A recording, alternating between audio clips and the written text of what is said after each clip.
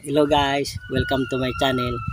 For this video guys ay papakita ko sa inyo yung pamamaraan ko kung paano ko ba naalagaan ang mga nagawa kong hollow blocks. Para sa ganun ay ma-maintain niya yung tibay niya or yung mixture niya para sa ganun ay matigas pa rin siya kahit na stock. At kung paano yung sa pag-i-stack ng nagawa kong hollow block. So tara guys.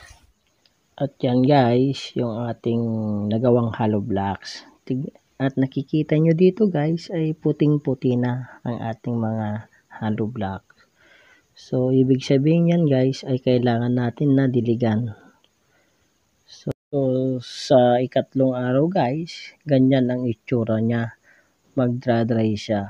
So ang ginagawa natin ay dinidiligan natin ng tubig. Para sa ganoon ay mamimintin niya yung mixture niya. At saka guys, yung pagdidilig natin ay every parts ng ating hollow blocks ay dapat ay nadidiligan. Para sa ganoon ay intact yung pagkagawa niya. At talagang bubuusan siya ng tubig, yung talagang yung lulururin natin siya ng tubig. At kung magdadry na naman ito guys ay didiligan na naman natin. Makikita naman ninyo pag pumuti automatic na nagdry na yon. So kailangan ulitin na didiligan.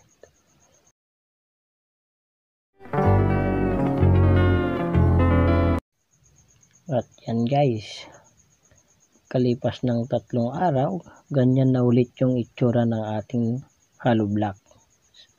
So pag 3 araw guys, ay pwede na natin ito i-imbak para sa ganoon ay pwede na natin ibenta.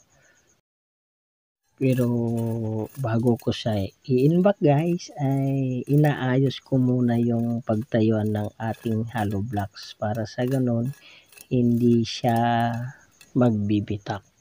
Pag kasi hindi maganda yung level ng ating pag-imbakan ng ating hollow blocks ay may tendency talagang mabibitak yung ating hollow blocks.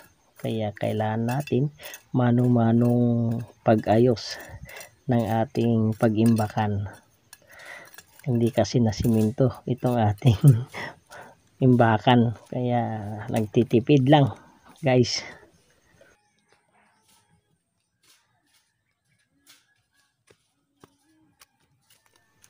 At yan na guys, mag-i-start na akong mag-i-imbak. At dapat guys, dapat dikit na dikit ang ating pag-iimbak ng ating hollow blocks para hindi gagalaw.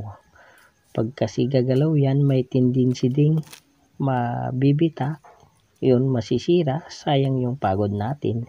So kailangan natin na idikit natin mahigi para hindi siya gagalaw. Ayan guys, intact siya.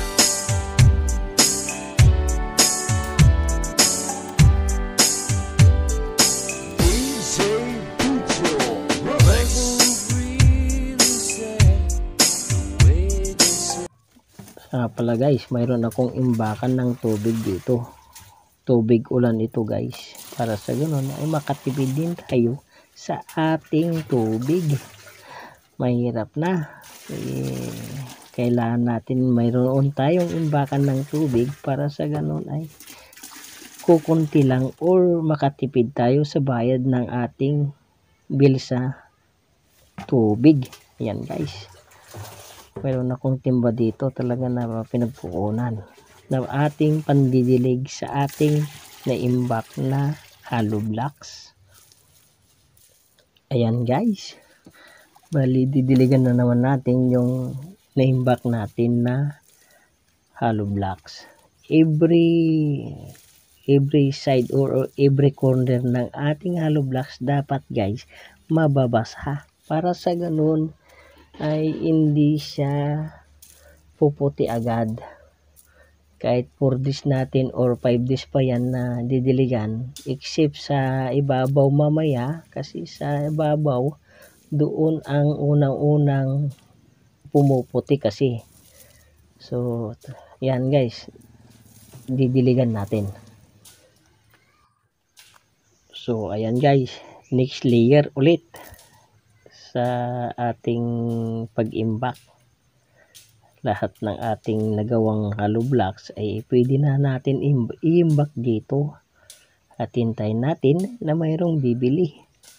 At isa pang reason guys ay para makapagsimula naman tayo nagagawa na panibagong hollow blocks na ating i-imbak na naman dito kung mayroon na naman tayong nagawa.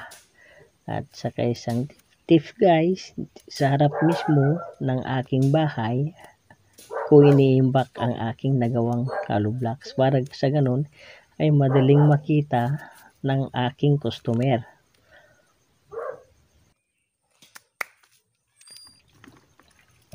So ayun guys, ikalawang layer na. So didiligan na naman natin. Ayan guys, didiligan na naman natin ang every corner o every side ng ating hollow blocks. Ayan guys, nakikita naman ninyo kung paano ko siya dinidiligan. Dapat lulunurin natin siya ng tubig. Ayan guys, ang isang diskarte para sa ganun ay matibay ang ating nagawang hollow blocks. Hindi natin hayahan na puputi siya guys. Pag pumuti na yan guys, magiging pulverize na yan. Shout out nga pala sa may mga nakabili ng hollow blocks na pumuputi na. Dapat guys, diligan na ninyo. Kahit gaano man katibay yung nagawa ang nabili ninyong hollow blocks, ay wala din silbi yan kung pumuti na guys. Magiging pulverize na yan. Kailangan diligan ng diligan habang hindi pa ito naikakabit or naiasinta.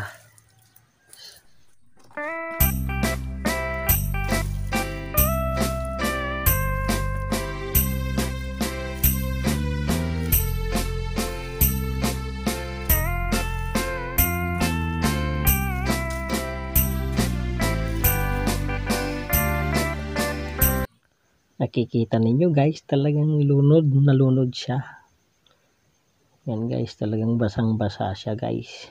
Yun, nakikita naman nyo. Pati lupa na basa na sa kadidilig.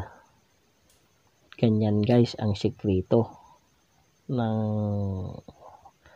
matibay na hollow blocks.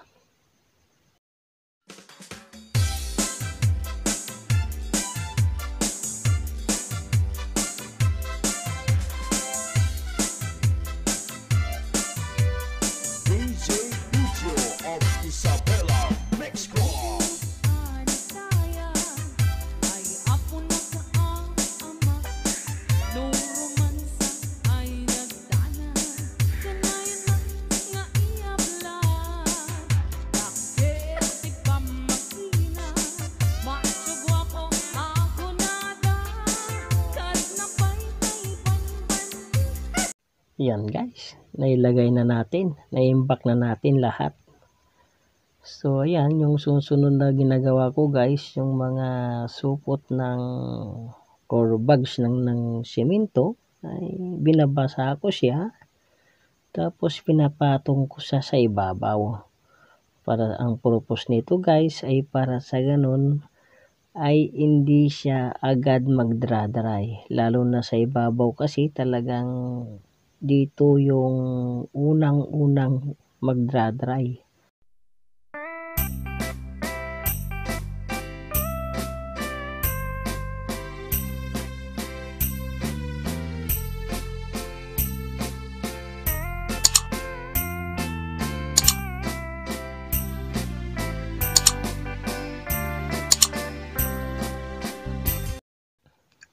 So ayan guys, natapos na rin. Natapos na yung ating pag-iimbak at paglagay ng bags ng hollow block sa ating na stock na hollow blocks. Thanks for watching guys. Hanggang sa uli.